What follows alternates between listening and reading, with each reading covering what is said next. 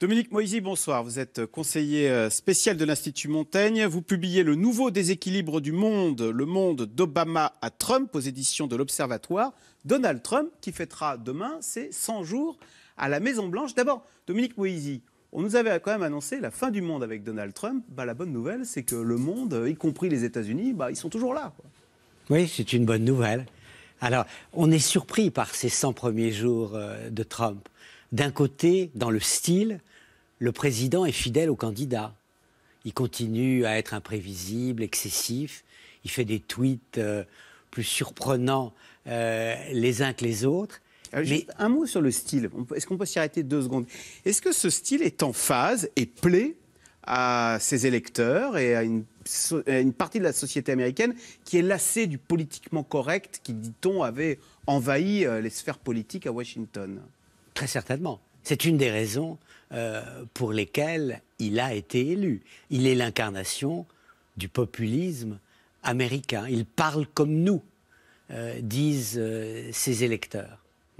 Alors, donc, le style, lui, il est là, c'est toujours du Trump et il est différent. Sur le fond, maintenant, Donald Trump avait été élu avec beaucoup de promesses. La construction d'un mur avec le Mexique, la relance des grands travaux, une baisse massive des impôts. Et il avait prévenu lors de la campagne, nous pourrions faire de grandes choses en 100 jours. Où en est-on, donc, 100 jours après? C'est difficile à dire parce que, en fait, aucun président n'a autant promis et aucun président n'a si peu tenu.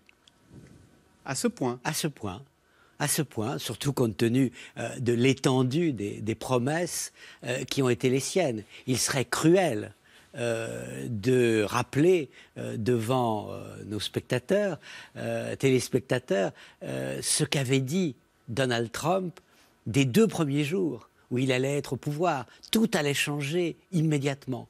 Le bilan, après 100 jours, est quand même extraordinairement mince. C'est-à-dire que ce mur, il n'est pas au début du commencement de la première brique, du premier coup de truelle. On ne le voit pas. Les baisses d'impôts. Les baisses d'impôts. On va passer de 35 à 15%. Les baisses d'impôts, on est en train de les réaliser. Mais peut-être de la manière la plus dangereuse. Il y a un côté Reagan dans les années 80 chez Donald Trump. Qu'avait fait Reagan? Il avait diminué massivement les impôts, augmenté massivement les dépenses. Le résultat, la dette américaine s'était envolée. Trump promet la fin de la dette américaine. En réalité, elle va probablement exploser. Alors, on sait qu'il a passé un décret anti-immigration, mais qui a été rejeté par les juges. On sait qu'il a des problèmes quand même sur les baisses d'impôts parce que le Congrès ne le suit pas véritablement. On a l'impression qu'il y a toute une technostructure qui paralyse le président américain qui a été élu par le peuple. On a l'impression que l'administration est plus forte que le pouvoir élu. On peut dire les choses différemment. Être un entrepreneur qui a du succès ne vous mène pas directement à devenir un président compétent. On a l'impression que Donald Trump découvre la complexité du pouvoir. Il l'a reconnu, il a dit. Il le dit. Là, au fond, il commençait à dire l'Obamacare, vous allez voir, en 24 heures, c'est terminé. Et il dit soudain, c'est quand même beaucoup plus compliqué que je ne le pensais. Voilà, il a dit, je pensais que ce serait plus facile, etc. Mon ancien job était plus facile, effectivement. Parlons maintenant de politiques étrangères. Alors là, en matière de politique étrangère, est-ce qu'il y a eu un changement de doctrine avec Trump? Est-ce que ça a changé les choses? Il avait promis de changer les choses. Là, les électeurs de Trump peuvent se sentir légitimement trahis. Il a fait son programme en disant « l'Amérique d'abord et rien que l'Amérique ». Au moment où il décide d'envoyer ses missiles contre le gouvernement de Bachar el-Assad, il dit « Dieu bénisse l'Amérique et l'ensemble du monde ». Il retombe dans l'universalisme. En fait, la politique étrangère de Trump est très largement celle qu'aurait été la politique étrangère d'Hillary Clinton si elle avait été élue.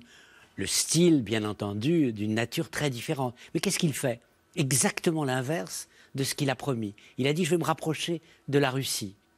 Les tensions avec la Russie sont très grandes. Je vais m'éloigner de la Chine. La visite de Xi Jinping est un triomphe et il se dit mais au fond la Chine c'est pas si mal, j'avais mal compris, je connaissais pas. L'OTAN est, dit-il, obsolète, inutile. Il dit mais dans ce monde dangereux, on a besoin de l'OTAN, on a besoin de l'Europe. Je vais quitter le NAFTA. Et puis La NAFTA, c'est l'accord nord-américain de libre-échange. Voilà. Eh bien, il se dit peut-être que ce n'est pas absolument indispensable. Je vais critiquer les accords de Paris.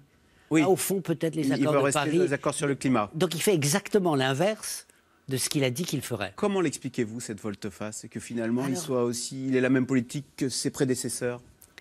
Je crois que la raison est très simple. Il est beaucoup moins idéologue qu'on ne le craignait. Il est beaucoup plus pragmatique qu'on pouvait l'espérer encore. Ce qui l'intéresse, c'est le succès. Et en réalité, il délègue la politique étrangère à un certain nombre d'hommes et de femmes, et ce sont les plus rassurants, les plus modérés. Donc, qui fait la politique étrangère des États-Unis aujourd'hui? Ce sont 3 à 4 personnes. Le ministre de la Défense, à la tête du Pentagone, M. Mattis, le ministre des Affaires étrangères, le secrétaire d'État, M. Tillerson, M. McMaster, qui est au Conseil national de sécurité, et très probablement une 4e personne, ou plutôt un couple, le couple Jared Kushner et Ivanka, sa fille préférée. Donc, vous n'êtes pas de ceux qui disent « Oh là là, il est impulsif, en 24 heures, il décide d'envoyer 58 Tomahawk, je crois qu'ils étaient 59 sur Bachar el-Assad. Demain, il envoie un porte-avions au large de la Corée du Nord. Que va-t-il nous déclencher une guerre ?»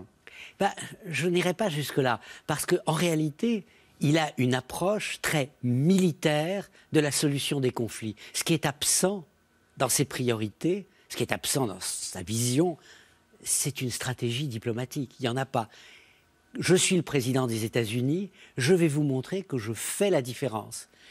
Quand il bombarde la Syrie, il fait ce que Barack Obama aurait dû faire. Et n'a pas fait. Et n'a pas fait à l'été 2013. Lorsque de la même façon, on avait découvert une attaque au gaz sarin menée par Bachar el-Assad. Et d'ailleurs, il y a un message de politique intérieure.